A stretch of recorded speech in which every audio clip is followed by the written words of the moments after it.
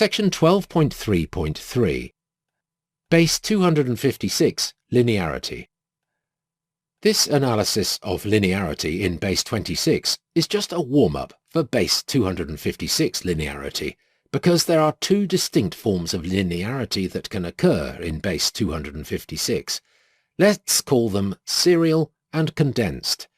In serial linearity, each group of bits represents an integer. For example, the 3-bit groups 000, 001, 010, up to 111 represent the numbers 0, 1, 2, up to 7.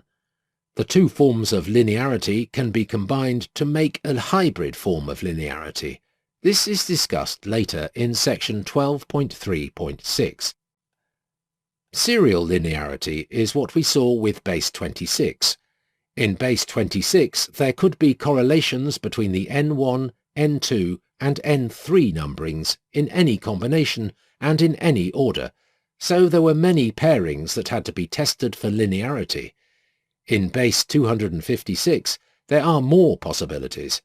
Serial linearity may exist between any group of bits in the plaintext alphabet and or in the key versus any group of bits in the ciphertext alphabet.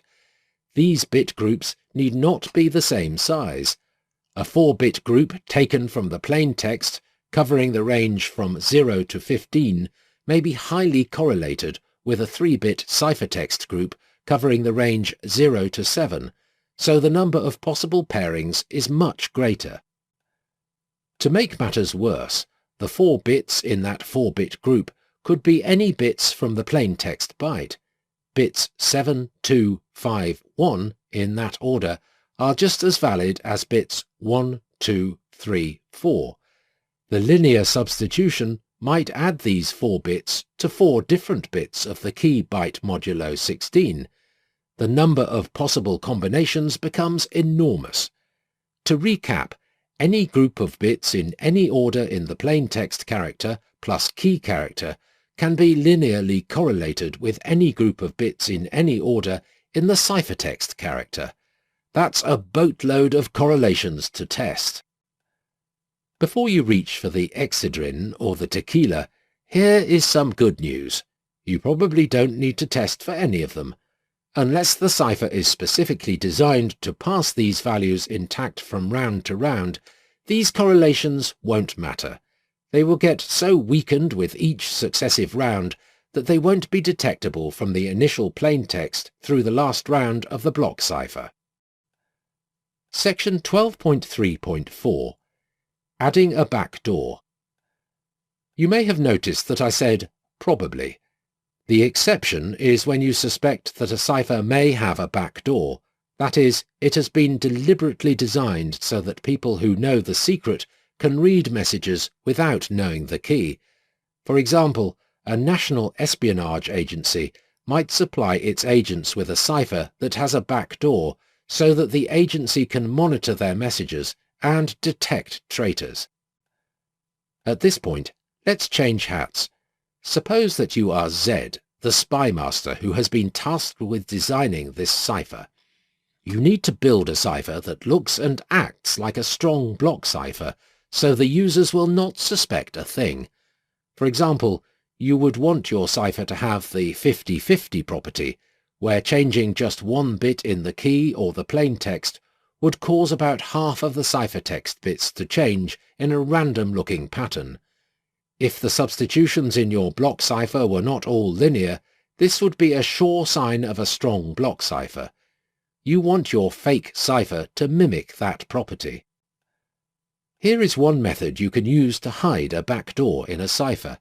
It is based on serial linearity, so let's call it the backdoor serial method for constructing a cipher, and let's call ciphers constructed by this method backdoor serial ciphers. Z can read messages that are sent using backdoor serial ciphers without needing to know the key, but for anyone who does not know how the backdoor works, they look like strong, secure block ciphers. The method has 3 parts: disguise, concealment, and camouflage. Disguise. The backdoor serial ciphers will use linear substitutions on hex digits. Each block of the plain text and the key is treated as a sequence of 4-bit hexadecimal digits. The enciphering operation is addition modulo 16 on the hex digits of the message block and the key. Suppose the two hex digits in a byte are P1 and P2, and the hex digits of the key that is used to encipher them are K1 and K2. The linear substitution will replace P1 and P2 by the coefficients A, B, C, D, E, F, G, H, I and J may be any integers from 0 to 15, and AG to FB must be odd. If your cipher has multiple rounds, these 10 values may be different for every round. This type of linear substitution is easy for Emily to detect. In particular, the low-order bit of each hex digit is purely linear, so a simple bit-to-bit test for linearity will find it. To avoid detection, we can disguise the hex digits. First, list the hex digits in some scrambled order, like this. To add two disguised hex digits, you add their positions in the scrambled list to get the position of the sum in the scrambled list.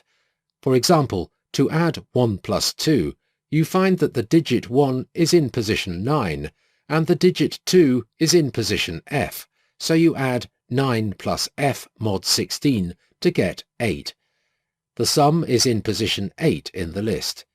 The digit in position 8 is D, so 1 plus 2 equals D. Likewise, to multiply two disguised hex digits, you multiply their positions in the scrambled list to get the position of the product in the scrambled list. For example, to multiply 2 times 3, you note that the digit 2 is in position F and the digit 3 is in position 2, so you multiply F times 2 mod 16 to get E. The product is in position E in the list. The digit in position E is 7, so 2 times 3 equals 7. Essentially, the disguise is a simple substitution done on the hex digits. If the substitution is non-linear, then none of the bits will have a linear relationship between the plain text and the ciphertext. This type of disguised linearity is much harder for Emily to detect, but to really confound Emily, you can conceal the disguised hex digits.